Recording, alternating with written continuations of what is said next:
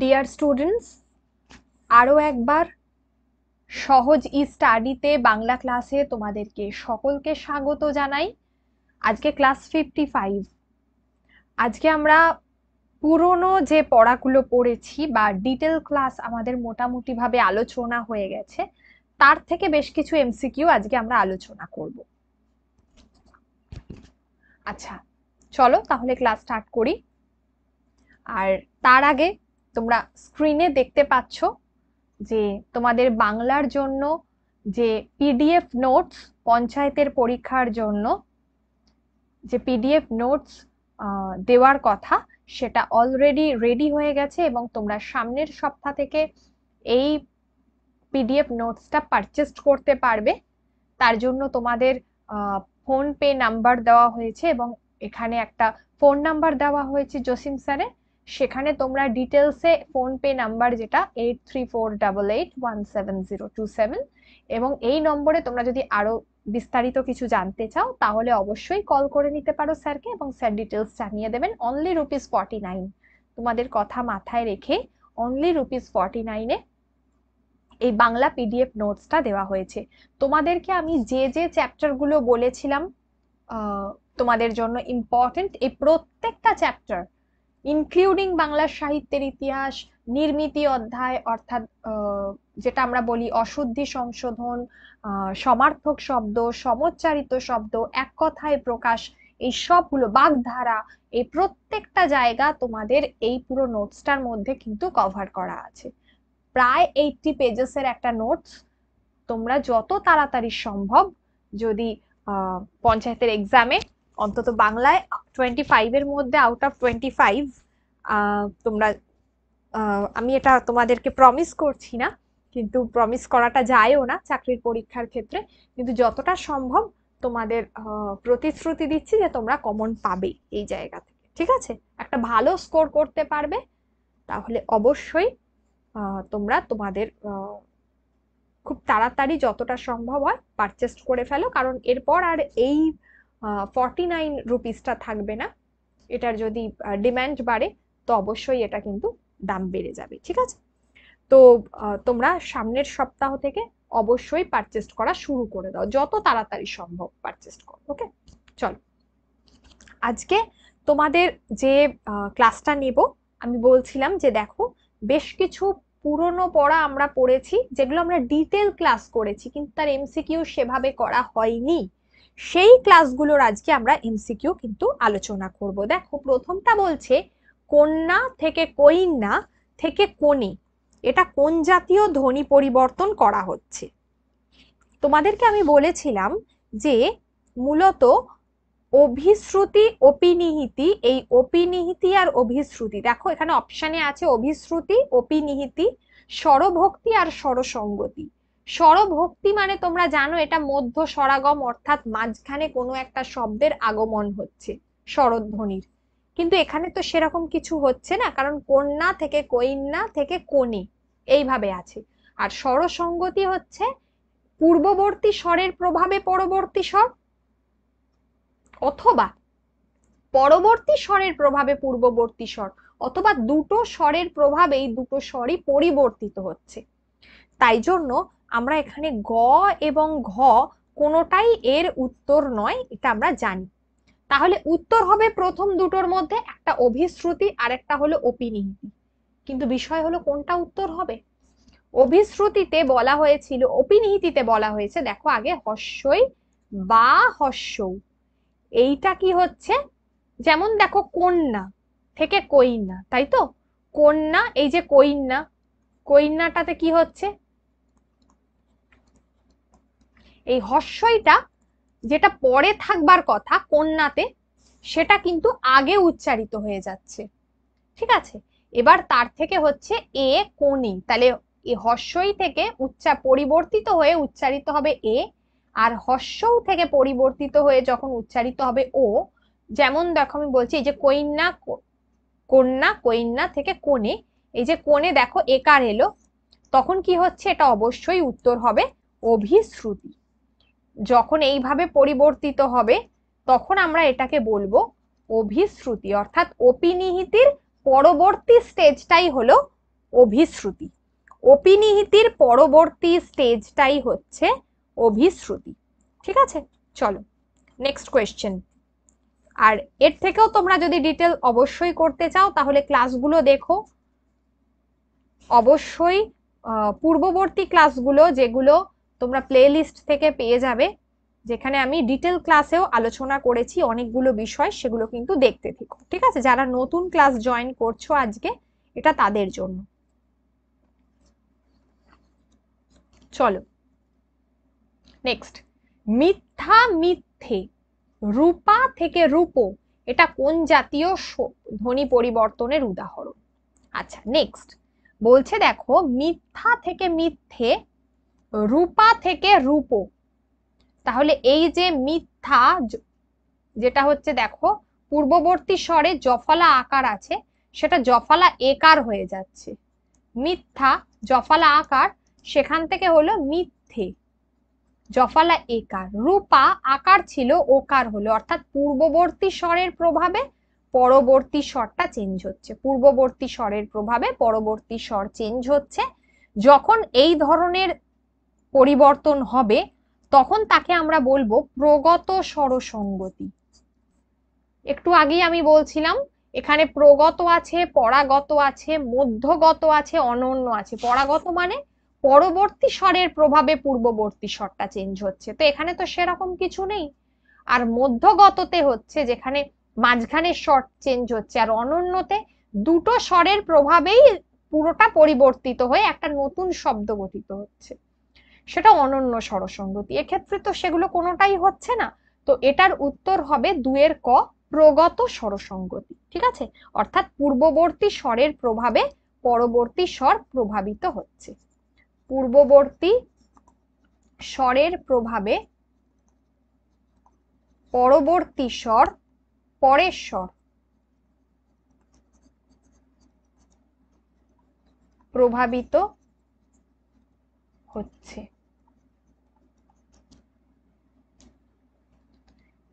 তোমাদের ম্যাথসের batch already চলছে, online ম্যাথসের batch, যেখানে চ্যাপ্টার ওয়াইজ তোমরা ক্লাস করার সুযোগ পাচ্ছ।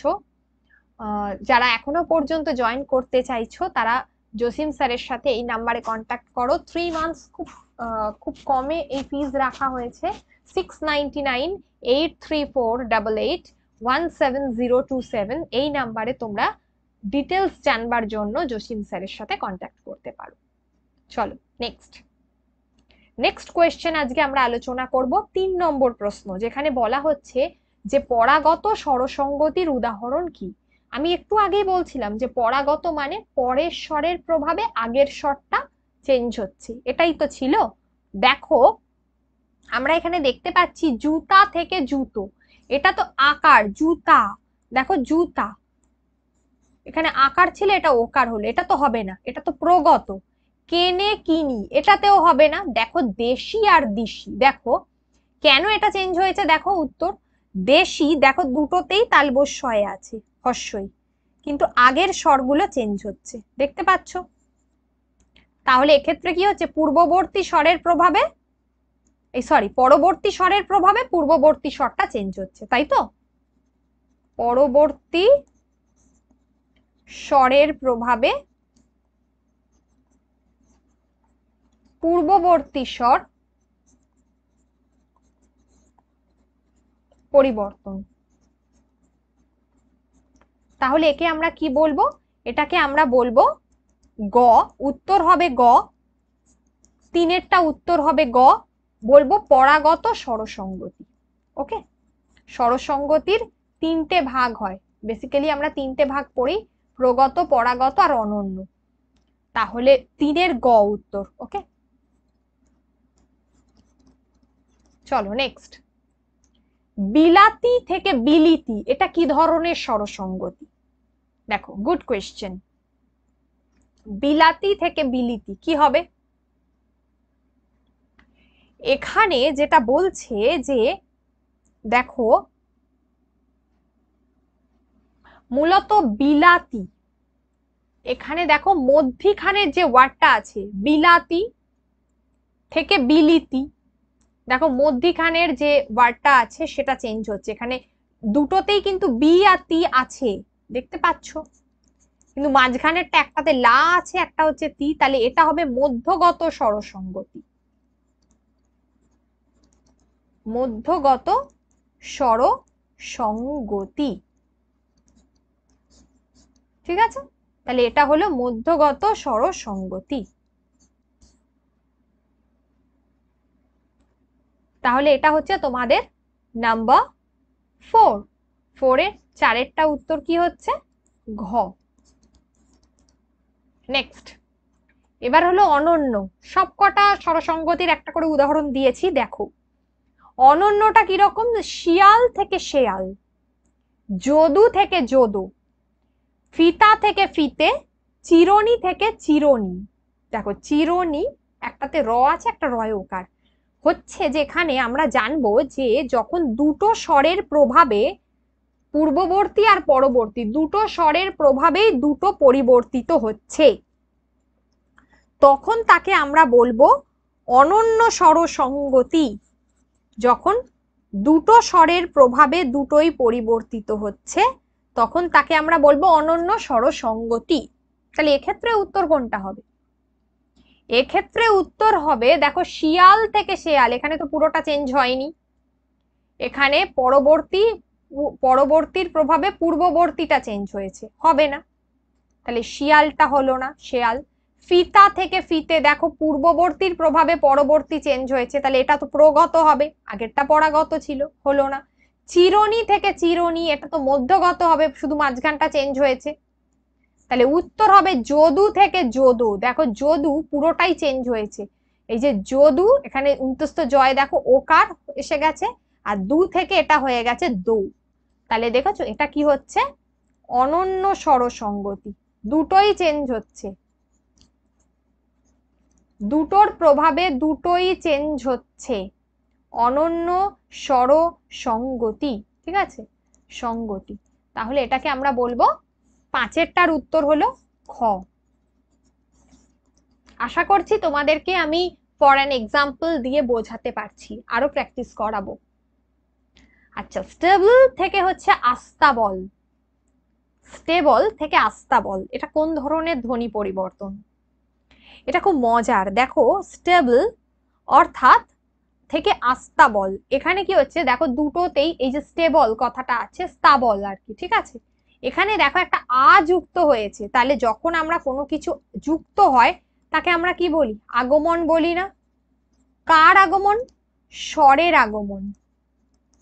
কোন স্বরের আগমন ঘটলে তাকে আমরা কি বলবো?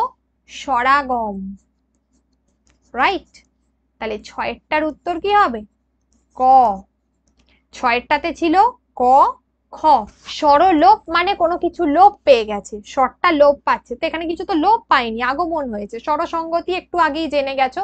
আর স্বরভক্তি বা বিপ্রকর্ষ অর্থাৎ কোন যুক্ত বর্ণ যখন ভেঙে যায়, যখন কোনো যুক্ত বর্ণ মাঝখানে, যুক্ত বর্ণ মানে মধ্য স্বরাগম যেটাকে বলে, মাঝখানে যুক্ত বর্ণ ভেঙে মাঝখানে স্বরধ্বনির আগমন হচ্ছে, তাকে আমরা বলছি, যেমন ভক্তি থেকে ভকতি, ঠিক আছে? ভক্তি যুক্ত শব্দ, কয়তয় হস্যিটা ভেঙে ভকতি, মধ্যখানে ক চলে এলো, তাহলে এটা হলো স্বরভক্তি, ঠিক আছে? চলো নেক্সট, 7-এরটা। আচ্ছা 7-এরটা তোমরা আমাকে বলো, স্কুল থেকে স্কুল, এটা কোন ধরনের স্বরাগমের উদাহরণ? আদি স্বরাগম, মধ্য স্বরাগম, অন্ত স্বরাগম, আর কোনোটিই নয়। 7-এরটার উত্তর তোমরা আমাকে দাও।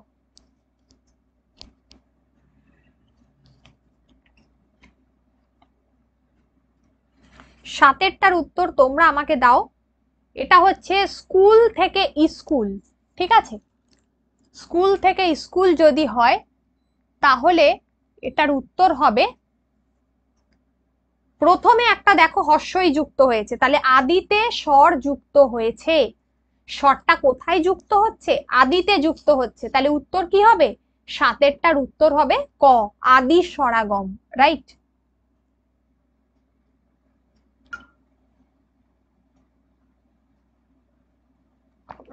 তাহলে 7-এরটার উত্তর হলো আদি স্বরাগম, তাই তো?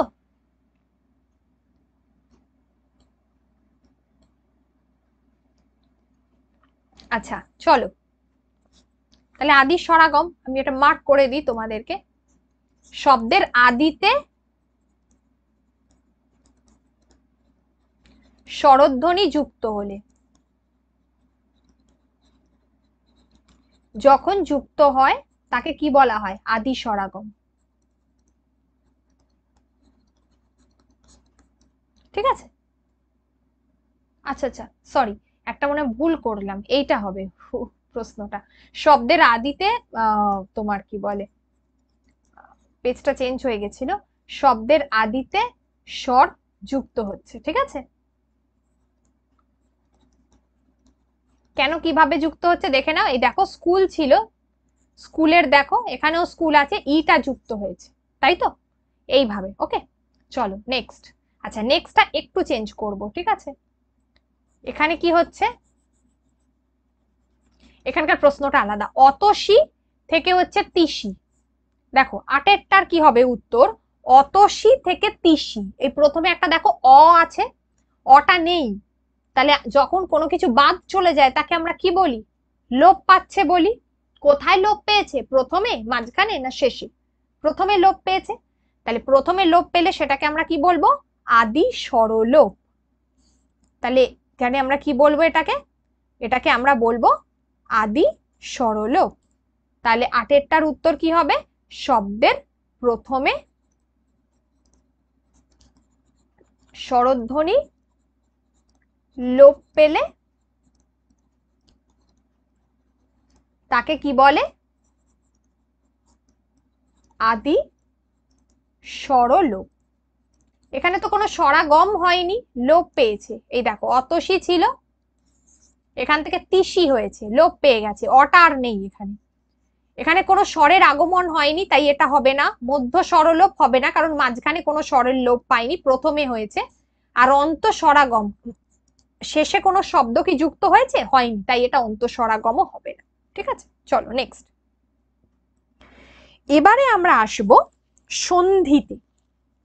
বেশ মজার মজার কয়েকটা সন্ধি আছে, তোমরা জানো সবগুলোই। যেমন হলো, বলো তাহলে, জনৈক। জনৈক কি হবে? জনৈক উত্তর হবে জন যুক্ত এক।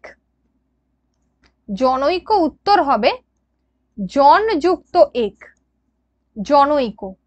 ঠিক আছে, চলো নেক্সট উত্তরটা আমরা দেখি।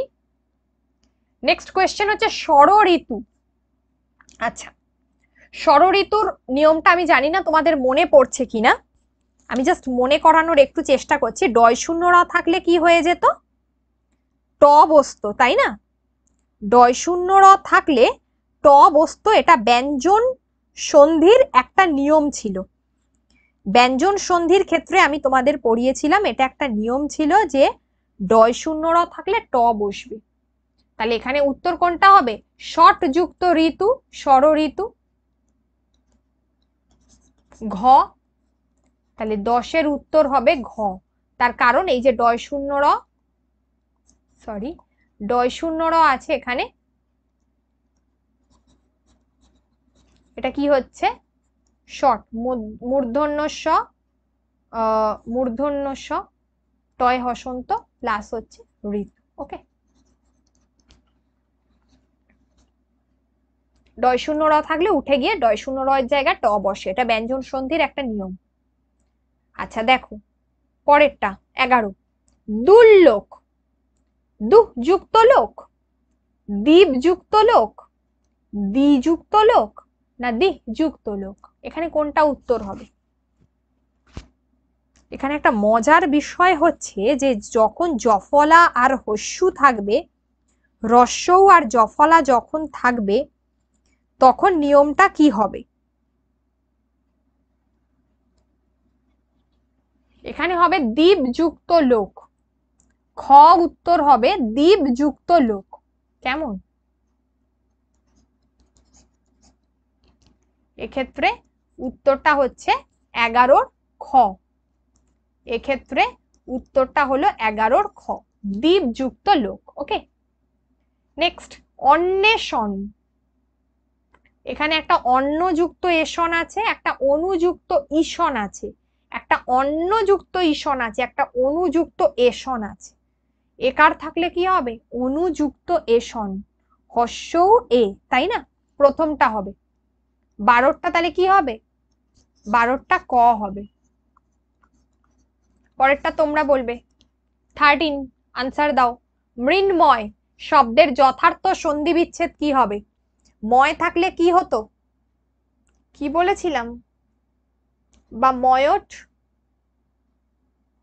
প্রথমে খণ্ডেত্ব অবস্থা, তাই তো, মানে ওটা ত উচ্চারিত হতো বা খণ্ডেত্ব। তাহলে মৃত যুক্ত ময়, এটা একটা প্রত্যয়জাত শব্দ। এই ময়টা প্রত্যয়জাত শব্দ, কাল করাচ্ছিলাম মনে পড়ছে? এটা প্রত্যয়, যে ময় বা ময়ট, এইগুলো হলো প্রত্যয়জাত শব্দ। ঠিক আছে?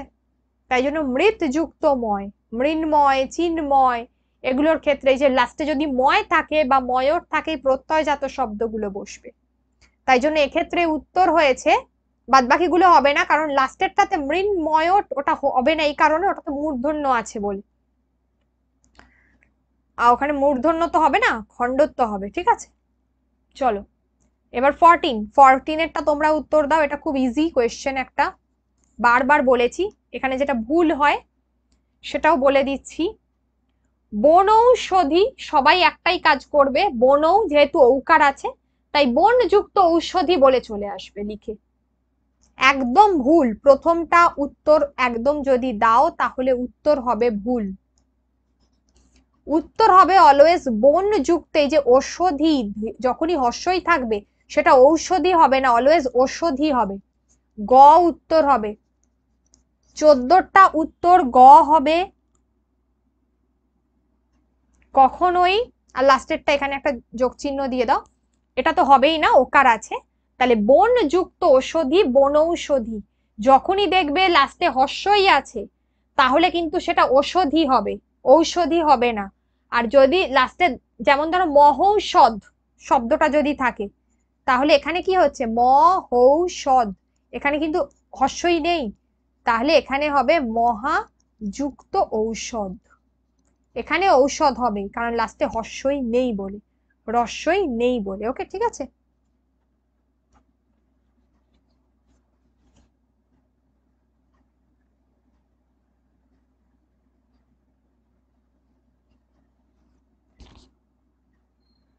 ওকে, চলো নেক্সট। চতুর্বেদ, চতুর্বেদে কি হবে?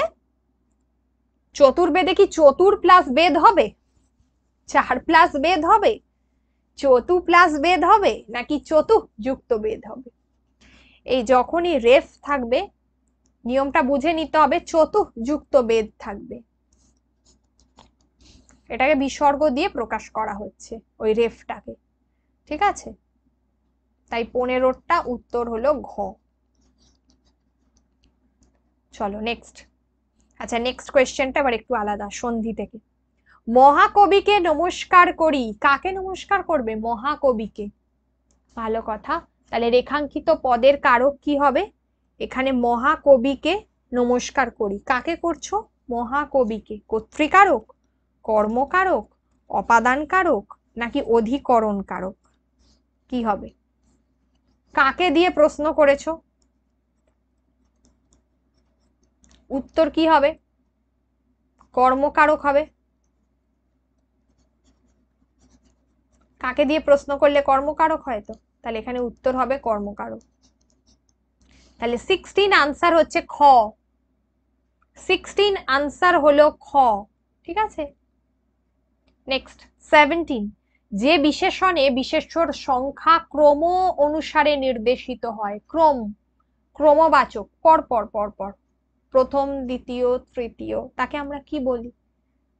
তাকে কি আমরা সংখ্যাবাচক বলি? নিশ্চয়ই গুণবাচক বলি না, আর বিদেহ বলি না। তাহলে এই দুটো কেটে দাও আগে। সংখ্যাবাচক বলি না পূরণবাচক বলি? বাড়ির বড় ছেলে, মেজো ছেলে, সেজো ছেলে, ট্রেনের প্রথম কামরা, দ্বিতীয় কামরা, তৃতীয় কামরা, এই যে কনসিকুয়েন্টলি পরপর যাচ্ছে, এটাকে কি বলা হয়? এটাকে বলা হয় পূরণবাচক। তাহলে এক্ষেত্রে উত্তর হবে 17টা ঘ। 17 17, তাই তো? 17 হলো ঘ। নেক্সট 18, সোনা মূল্যবান ধাতু, এটা কি জাতীয় বিশেষ্য? সোনা মূল্যবান ধাতু, এটা সংখ্যাবাচক, জাতিবাচক, বস্তুবাচক নাকি গুণবাচক? সোনাটা মূল্যবান ধাতু, তাই না? তাহলে এটা হচ্ছে, সোনাটা কি একটা বস্তুবাচক না?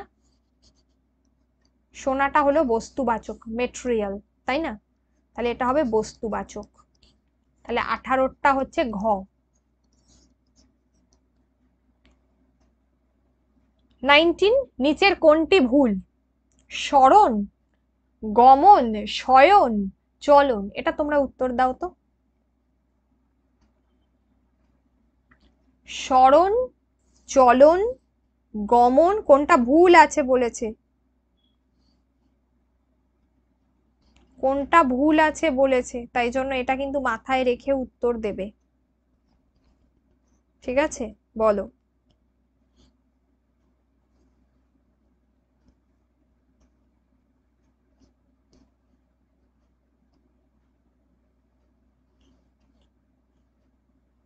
এক্ষেত্রে উত্তর হবে যেটা, সেটা হচ্ছে দেখো, যদি তোমরা স্মরণ করো, স্মরণের সন্ধি বিচ্ছেদ করলে কি হয়? স্মরণের ক্ষেত্রে সন্ধি করলে কি হবে?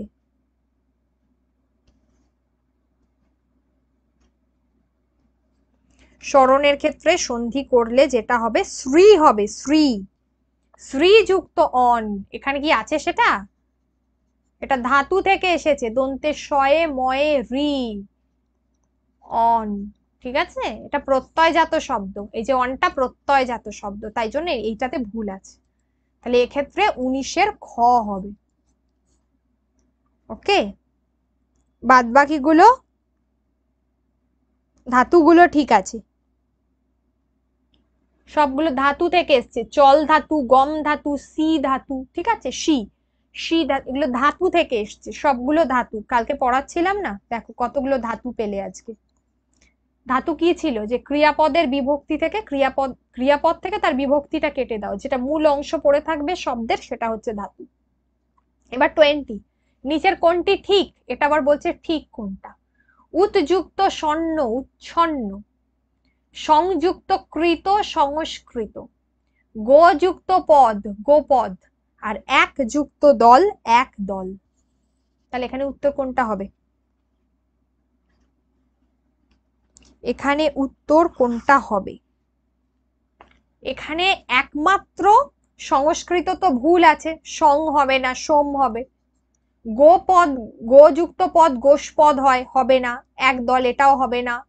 তাহলে এক্ষেত্রে হবে উচ্ছন্ন, ছ থাকলে দন্তের স হয়, একমাত্র কয়েকটা ঠিক আছে। তাহলে 20 আনসার হলো ক। কোনটা ঠিক বোঝা গেল সবগুলো? চলো, এরপরে দেখো, শব্দের পরে যে প্রত্যয় যুক্ত হয়, আমি কালকে হোমওয়ার্ক দিয়েছিলাম, এটার উত্তর হবে তদ্ধিত প্রত্যয়।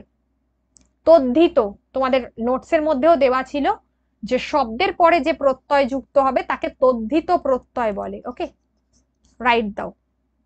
তাহলে উত্তর হচ্ছে 13-র এ হবে। আজকে যে কোয়েশ্চেনটা দেব, এটা হচ্ছে শ্রী দ্বারাহীন, শ্রীহীন, শ্রী দ্বারাহীন, এটা কি ধরনের সমাস? একটা মধ্যখানে সমান চিহ্ন দিয়ে দিও। এটা কি ধরনের সমাস? কর্মধারয়, দ্বিগু, তৎপুরুষ, বহুব্রীহি। এটার উত্তরটা দাও তোমরা। এটা হোমওয়ার্ক থাকলো, নেক্সট দিন আবার আমরা আরেকটা আলোচনা করব, অবশ্যই আরেকটা সেট। চলো, আর তোমরা যত তাড়াতাড়ি সম্ভব হয়, কারণ তোমরা যারা এখনো চাইছো যে অ্যাটলিস্ট মেটেরিয়ালস গুলো তোমাদের হাতে থাকতে, তাহলে প্র্যাকটিস করাতে আমার খুব সুবিধা হবে। ওকে, আমি বুঝিয়ে দেবো, তোমরা এটা কালেক্ট করা শুরু করে দিলে আমি প্রত্যয়টা বোঝাতে শুরু করব, ওটা কিন্তু যথেষ্ট টাফ আছে, বুঝতে একটু সময় লাগবে। চলো, থ্যাংক ইউ আজকে সকলকে, গুড নাইট, সকলে খুব ভালো থেকো। আর অবশ্যই আরো ক্লাস পেতে চ্যানেলটাকে সাবস্ক্রাইব করে দিও।